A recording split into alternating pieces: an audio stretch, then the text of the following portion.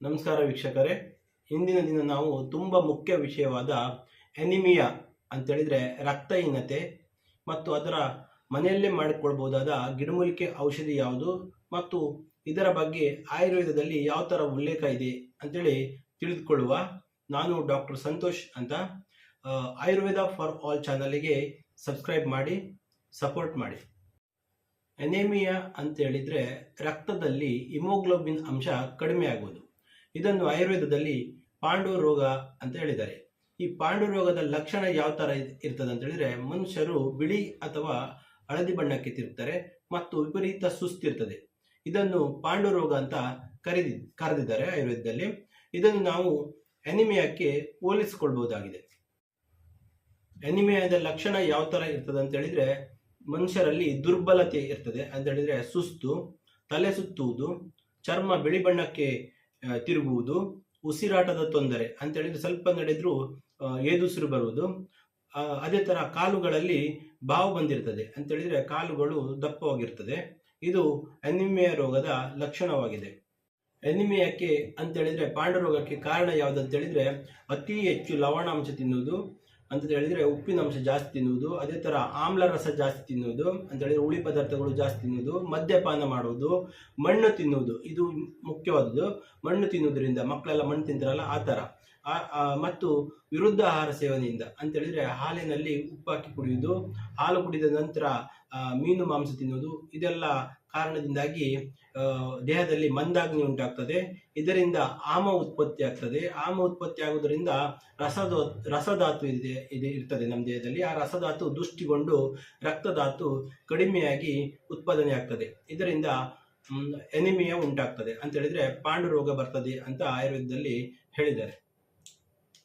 ಪಾಂಡು ರೋಗ ಅಂತ ಹೇಳಿದ್ರೆ ಎನಿಮಿಯಾ, ಇದಕ್ಕೆ ಚರಕರು ಸಾವಿರಾರು ವರ್ಷಗಳ ಹಿಂದೆಯೇ ಔಷಧಿಯನ್ನು ಹೇಳಿದ್ದಾರೆ. ಅದರಲ್ಲಿ ಅನೇಕ ಔಷಧಿಗಳನ್ನು ಹೇಳಿದ್ದಾರೆ. ಅದರಲ್ಲಿ ಮುಖ್ಯವಾದದ್ದು ಪುನರ್ನವ ಅಂತ. ನೋಡಿ ವೀಕ್ಷಕರೇ, ಪುನರ್ನವ ಅಂತ ಹೇಳಿದ್ರೆ ಈ ತರ ಇರ್ತದೆ. ಇದರ ಬೊಟನಿಕಲ್ ನೇಮ್ ಬಂದು ಬೊರೆವಿಯಾ ಡಿಫ್ಯೂಸಾ ಅಂತ. ಇದಕ್ಕೆ ಕನ್ನಡದಲ್ಲಿ ಕೊಮ್ಮೆ ಮರ ಅಂತ ಹೇಳ್ತಾರೆ, ಇಲ್ಲ ಕೊಮ್ಮೆ ಗಿಡ ಅಥವಾ ಕೆಂಪು ಜೇಡ ಅಂತ ಕರೀತಾರೆ. ಇದು ಒಂದು ಪೊದೆ ಸಸ್ಯ, ಪೊದೆಯಾಗಿ ಬೆಳೆಯುವಂಥ ಸಸ್ಯ. ಮಳೆಗಾಲದಲ್ಲಿ ಜಾಸ್ತಿಯಾಗಿ ಗದ್ದೆಯಲ್ಲಿ ಬೆಳೀತದೆ. ಇದರದ್ದು ಯೂಸ್ಫುಲ್ ಪಾರ್ಟ್ ಪಂಚಾಂಗ ಅಂತ ಹೇಳಿದ್ರೆ ಇಡೀ ಗಿಡವನ್ನು ಯೂಸ್ ಮಾಡ್ಬೋದು. ಬೇರು ಕಾಂಡ ಎಲೆಯನ್ನು ಔಷಧಿಗಾಗಿ ಉಪಯೋಗಿಸಬಹುದು. ಇದರ ರಸ ಬಂದ್ಬಿಟ್ಟು ಕಹಿ ಮತ್ತು ಕಷಾಯವಾಗಿರ್ತದೆ ಮತ್ತು ದೇಹಕ್ಕೆ ಉಷ್ಣವಾಗಿದೆ. ಇದರದ್ದು ಕಷಾಯ ಮತ್ತೆ ಚೂರ್ಣವನ್ನು ನಾವು ಪಾಂಡು ರೋಗ ಅಂತ ಹೇಳಿದ್ರೆ ಎನಿಮಿಯಾದಲ್ಲಿ ಉಪಯೋಗಿಸಬಹುದು. ಅದು ಯಾವ ಥರ ಉಪಯೋಗಿಸಿದಂತ ಆ ವಿಡಿಯೋದ ಮುಂದಿನ ಭಾಗದಲ್ಲಿ ತೋರಿಸ್ತೇನೆ. ನೋಡಿ, ಈ ಥರ ಇರ್ತದೆ ಪುನರ್ನವ.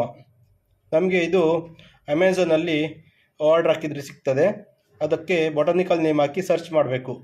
ಬೊರೆವಿಯಾ ಡಿಫ್ಯೂಸಾ ಅಂತ ಕರೀತಾರೆ. ಪುನರ್ನವ ಕಷಾಯ ಮಾಡುವುದು ಹೇಗಂತ ಹೇಳಿದ್ರೆ, 10 ಗ್ರಾಮ್ ಪುನರ್ನವ ರಾ ಮೆಟೀರಿಯಲ್ಸ್ ಅಂತ ತೆಗೆದುಕೊಳ್ಬೇಕು, ಡ್ರಗ್ಸ್ ಅಂತ ತೆಗೆದುಕೊಳ್ಬೇಕು. ನಂತರ ಅದನ್ನು ಸ್ವಲ್ಪ ಗುದ್ದಿ ಪುಡಿ ಮಾಡಿ ಒರಟು ಪುಡಿ ಮಾಡ್ಕೊಳ್ಬೇಕು. ಈ 10 ಗ್ರಾಮ್ ಅನ್ನು ಅದರ 16 ಪಾರ್ಟ್ ನೀರು ಹಾಕಬೇಕು ಅಂತ ಹೇಳಿದ್ರೆ ಸಾಧಾರಣ 200 ml ಅಷ್ಟು ನೀರು ಹಾಕಬೇಕು. ನಂತರ ಮಂದಾಗ್ನಿಯಲ್ಲಿ ಕುದಿಸ್ಬೇಕು ಅಂತ ಹೇಳಿದ್ರೆ ಮೈಲ್ಡ್ ಫೈರ್ ಅಲ್ಲಿ ಕುದಿಸ್ಬೇಕು. ಅದನ್ನು ನಾವು ಕಾಲು ಭಾಗಕ್ಕೆ ಇಳಿಸ್ಕೊಳ್ಬೇಕು ಅಂತ ಹೇಳಿದ್ರೆ ಸಾಧಾರಣ 50 ml ನಷ್ಟು ಉಳಿತದೆ. ನಂತರ ಇದನ್ನು ಸೋಸಿ ಬೆಳಿಗ್ಗೆ 25 ml ಮತ್ತು ರಾತ್ರಿ 25 ml ಆಹಾರದ ಮುಂಚೆ ತೆಗೆದುಕೊಳ್ತಾ ಬರಬೇಕು. 3 ತಿಂಗಳುಗಳ ಕಾಲ ತೆಗೆದುಕೊಳ್ಬೇಕಾಗ್ತದೆ. ಪುನರ್ನವ ಚೂರ್ಣವನ್ನು ನಾವು ಹೇಗೆ ಮಾಡೋದು ಅಂತ ಹೇಳಿದ್ರೆ, ಒಣಗಿದ ಗಿಡವನ್ನು ತೆಗೆದುಕೊಳ್ಬೇಕು. ಅದನ್ನು ನಾವು ಕುಟ್ಟಿ ಪುಡಿ ಮಾಡ್ಕೊಳ್ಬೇಕು, ಫೈನ್ ಪೌಡರ್ ಮಾಡ್ಕೊಳ್ಬೇಕು. ನಂತರ ಜಾರಣಿಗೆಯಿಂದ ಗಾಳಿಸ್ಕೊಳ್ಬೇಕು. ನಂತರ ಇದನ್ನು 3 ಗ್ರಾಮಿನಷ್ಟು 1 ಲೋಟ ಮಜ್ಜಿಗೆಯಲ್ಲಿ ಕರಗಿಸಿ ಬೆಳಿಗ್ಗೆ ಮತ್ತು ರಾತ್ರಿ ಆಹಾರದ ಮುಂಚೆ ತೆಗೆದುಕೊಳ್ತಾ ಬರಬೇಕು. ಇದು ಕೂಡ ಅಷ್ಟೇ 3 ತಿಂಗಳುಗಳ ಕಾಲ ಮಾಡಬೇಕಾಗ್ತದೆ. ಪುನರ್ನವ ಚೂರ್ಣ ಅಥವಾ ಪುನರ್ನವ ಕಷಾಯ, ಇದರಲ್ಲಿ ಯಾವುದಾದ್ರೂ ಒಂದನ್ನು ನಾವು 3 ತಿಂಗಳುಗಳ ಕಾಲ ಉಪಯೋಗಿಸಿದರೆ ನಮ್ಮ ದೇಹದ ಯಕೃತ್ ಅಂತ ಹೇಳಿದ್ರೆ ಲಿವರಿನ ಕೆಲಸ ಸುಧಾರಿಸ್ತಾ ಹೋಗ್ತದೆ. ಅದೇ ತರ ಇದರಿಂದ ದೇಹದಲ್ಲಿ ಆಗುವಂತಹ ಊತ ಕಡಿಮೆಯಾಗಿ ಜೀರ್ಣಕ್ರಿಯೆ ಜಾಸ್ತಿ ಆಗ್ತದೆ. ಇದರಿಂದ ಹೊಸದಾಗಿ ರಕ್ತ ಉತ್ಪಾದನೆ ಆಗ್ತದೆ. ಎನಿಮಿಯಾ ರೋಗ ಖಂಡಿತವಾಗಿಯೂ ಗುಣವಾಗ್ತದೆ. ಇಷ್ಟು ಹೇಳಿ ಈ ವಿಡಿಯೋನ ಇಲ್ಲಿಗೆ ಮುಗಿಸ್ತೇನೆ. ಸ್ವಾಸ್ಥ್ಯ ರಕ್ಷಣಂ ಆತುರಸ್ಯ ವಿಕಾರ ಪ್ರಶಮನಂ ಅಂತ ಹೇಳ್ತಾ ನಮಸ್ಕಾರ.